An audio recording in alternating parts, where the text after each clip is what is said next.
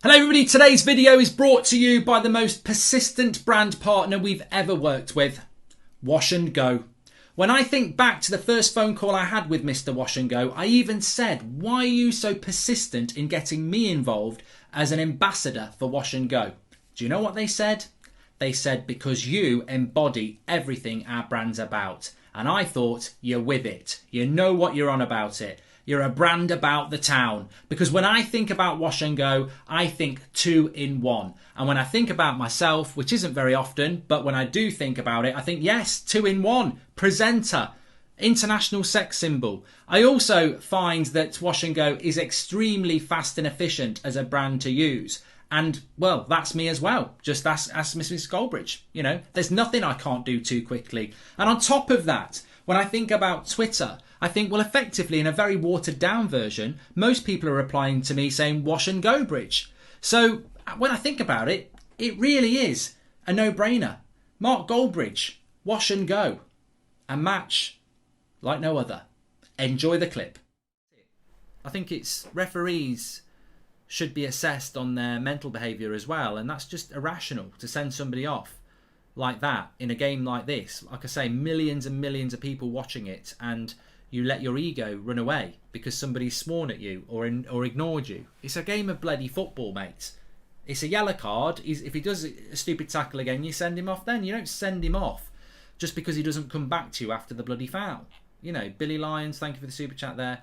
It just comes across as... we're going to see it at half-time anyway, but it just comes across as the referee acting like a twat, really. You know, oh, I've been ignored. He won't come back to me. Come here, come here. Like somebody said, he's acting like he's a bloody maths teacher. Swivel on it. The refs need to start giving post-match interviews explaining their decisions. They are never held accountable for their decisions, and it's ruined the game, says Paul. Raoul, not Paul. Yeah, look, I think Liverpool fans out there know they're going to win that game against 11 men anyway. They know they're going to qualify from the group. And they would, you know, some Liverpool fans will probably say, don't really care, I want to batter them. But I've got to be honest, I'll go back to that game that United played against Southampton. Was it February or January when we beat them 9-0? And yeah, it's nice to beat a team 9-0, but that game was over from them, and that red card was, and it was a red card, but there was like that red card happened in the first 5 minutes, and I didn't really enjoy the game. You know, it was nice to score 9 goals, but it just you know, sometimes a red card's got to happen, and you have a go at the player and you say, you bloody idiot, that was reckless, that was a ridiculous tackle. But referees should always try to keep people on the pitch, and why not warn him? Why not just say, you know, if you do that again, you're off? But straight red card when they're losing 2-0. What's that doing for the consumer? Football's an entertainment sport. What does that do for the consumer? The referee feels like he's got a big pair of bollocks, but, you know, what does it do for the consumer? Just get yourself a Manscaped razor if you want to admire your balls.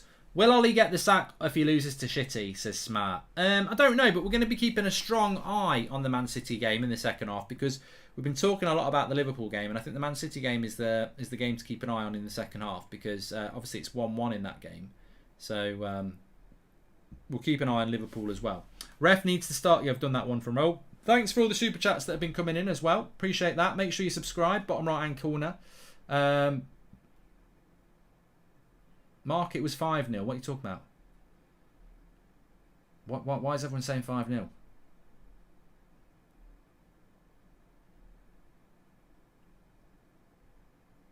What are you talking about 5-0 for? I don't know what you're talking about.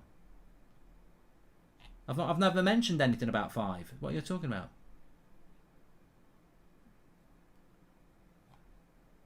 Won't someone think of the consumer? City have also been terrible the past few weeks. Even when they battered Brighton, they weren't playing that well. Yeah, I think that might be quite an interesting one as well. So yeah. Oh, right, okay. So we're being trolled by Liverpool fans who beat us 5-0, and yet I want Ollie to get sacked. I'm not bothered about losing to Liverpool. Not bothered at all. Manchester United have got bigger issues than losing to Liverpool at the moment. We've dominated the Premier League. You've won 1 Premier League title. Oh, we've won 5 European Cups, or 6 is it now? I've got no interest in anything to do with Liverpool versus Manchester United rivalry. It's the biggest rivalry we've got. I accept that. But I don't hate Liverpool. I'm not that sort of fan. I'm not like that. Liverpool are miles better than us. They've got better players, better coaches, better manager, better run club. They're better than us. So if it makes you feel better for going on about 5-0, I don't think there's many United fans it's actually going to wind up. So crack on. But you're on the wrong channel, really. There is a United channel that's bitchy and, you know, idiotic, but it's not goals. Well, it was offside. Ronaldo not being able to play left wing is a myth. Ronaldo naturally occupies the left side when Cavani's on the field and they play better together. Well, that's a myth, Aaron, because that didn't happen yesterday. Mark, it's the rules. It's discontent. It's not discontent. It's dissent. So you fucked up there, Alex.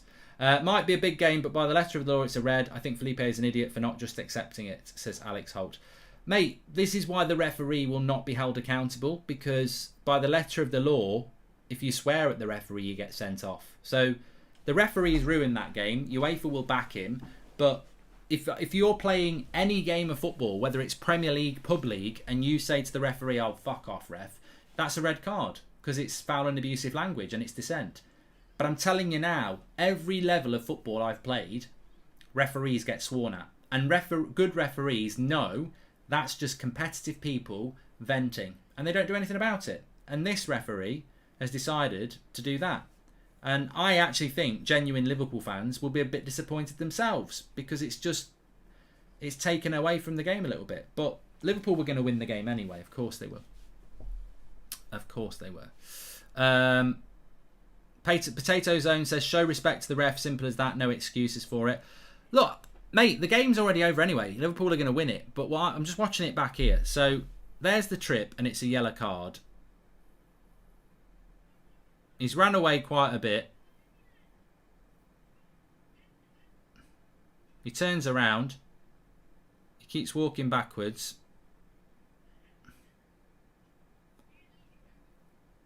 And then he sends him off. It's because he won't go back to him. It's as simple as that. It's because he doesn't come back to him. He runs away. Then he turns around. And I think the referee just doesn't like being ignored. I think that's what it's all about. He definitely doesn't give any foul and abusive language to him. No. What's all this bloody he swore at him? He doesn't swear at him at all. It's just dissent.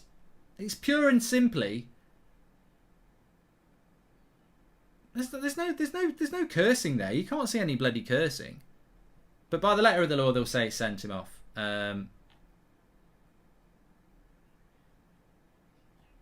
Apparently there's a dodgy one in the red card.